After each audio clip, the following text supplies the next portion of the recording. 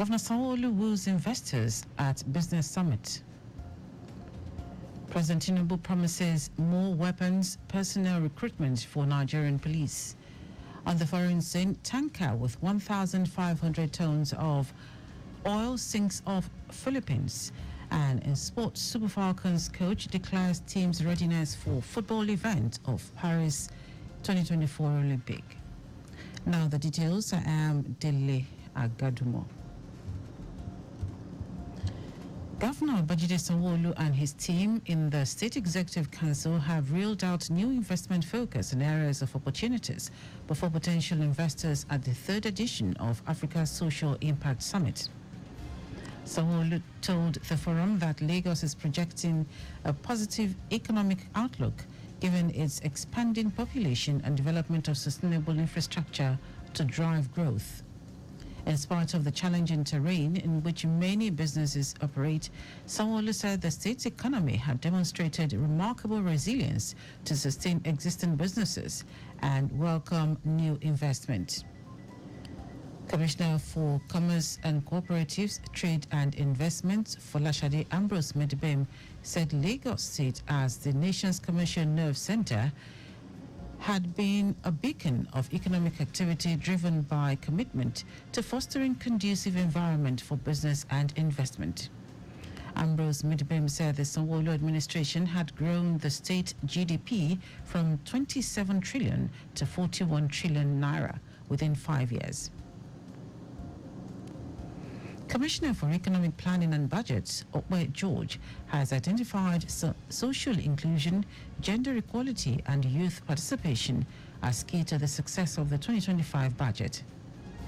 George made this known in his address at the Lagos State Government 2025 Budget Consultative Forum in Ikeja Division. The commissioner noted that the consultative forum, scheduled to hold in 5 divisions of the state, is to bring governance closer to the people and obtain people's ideas and feedback. George explained that Lagos State remains resilient, noting that 23% of the state budget for this year has been reserved for the provision of important infrastructure projects, including Ikeja Overpass Bridge, Lagos Red Line Rail, Okwebi Ojota Link Bridge, Egon Igodo Housing Scheme, and Mushi Food Hub.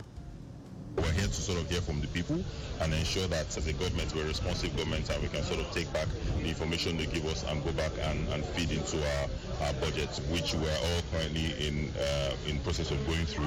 We're okay with our indices. Our sustainability levels are quite good. We can always do better with our IGR. We're also looking at ensuring that increasing other forms of IGR as opposed to just the regular acts which we do. So it's all work in progress. Special Advisor to the Governor on Economic Planning and Budget, Lekon Balogun, in his welcome speech, stated that the forum is an opportunity to share ideas with the citizens working towards a greater Lagos. Stakeholders at the event commended the Lagos State government for the initiative, which will encourage citizens' participation in the governance process. The 3 key things are the challenges of the PWDs in Lagos State. One is health, the second one is housing, the third one is employment. So if the person with disability has a gainful employment, he or she will be able to pay for the house rent. And foremost, we appreciate this organization and the program because it has given us sense of belonging, and we appreciate the fact that they have extended the program to youths also.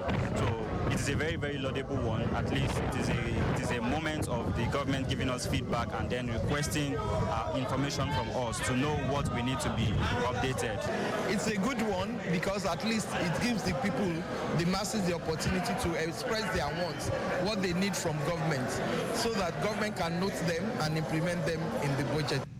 Our reporter Kayode Mafolashere reports that the event was attended by various stakeholders, including local government chairmen, traditional rulers, community development committee, chairmen, representatives of National Association of Persons with Disabilities, marketsmen and women, among others. The Lagos State Emergency Management Agency, LASEMA, has rescued 3 male adults from the site of the building collapse at number 13, Wilson Umba Street, Arowo Jobe Estate, Maryland. Permanent Secretary Lasema Olufemi Oke Osointolu in a statement said the agency responded to the incident and discovered that a set of 3 terraces under construction had collapsed. He said operatives of the agency, in collaboration with the Lagos State Fire and Rescue Service, immediately began search and rescue operations, recovering the bodies of 3 male adults and rescuing another 3 trapped under the rubble. Okay, Osointolu said all 6 men were site workers and officials of the Lagos State Environmental Health Monitoring Unit, SHEMO, have been contacted for evacuation of the remains of the 3 fatalities.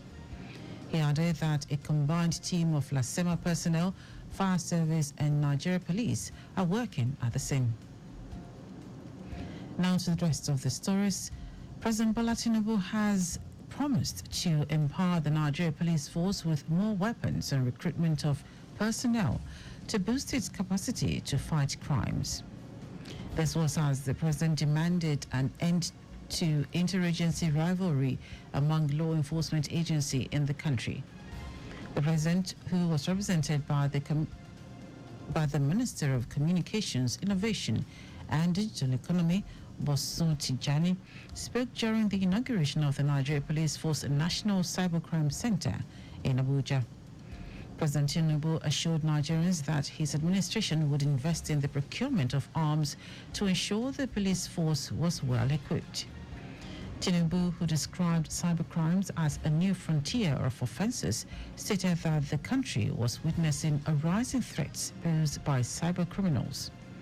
He said the federal government had taken several policy decisions, including the review of the National Cybercrime Strategy, to mitigate the multifaceted threats posed by cybercrime.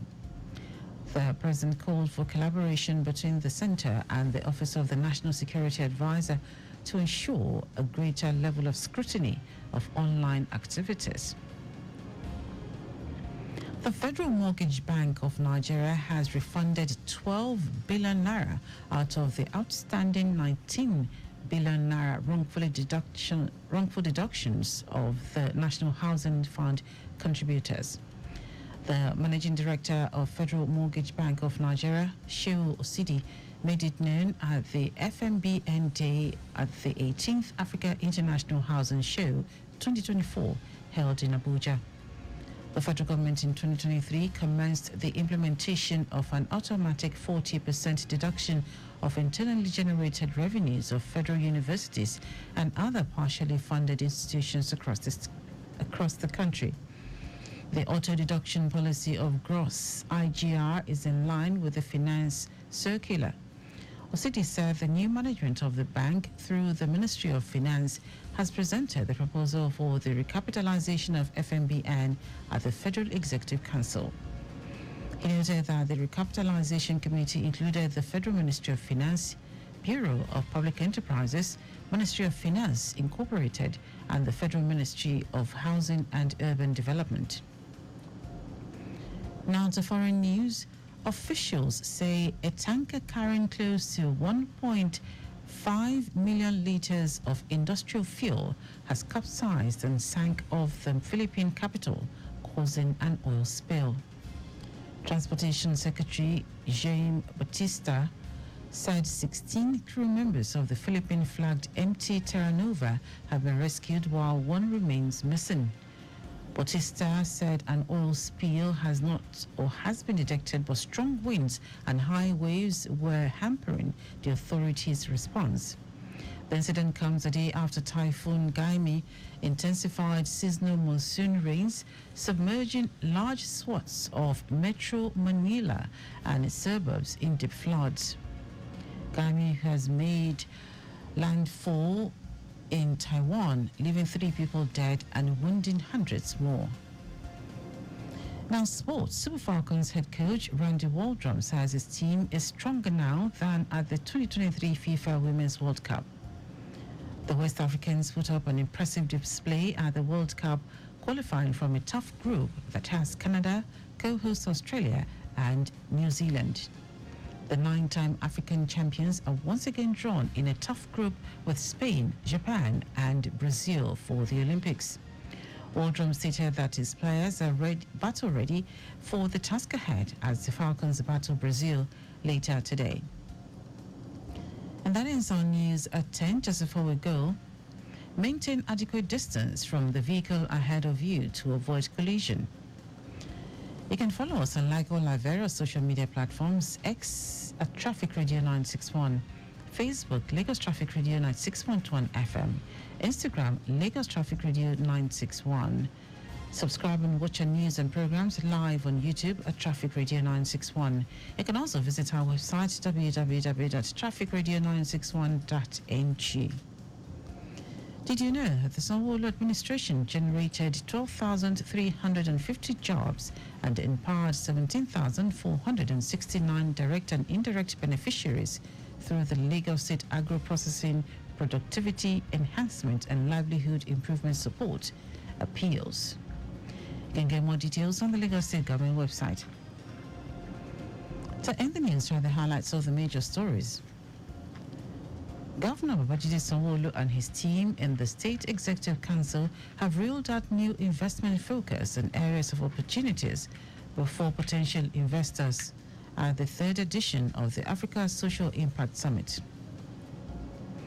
President Bola Tinubu has promised to empower the Nigeria Police Force with more weapons and recruitment of personnel to boost its capacity to fight crimes.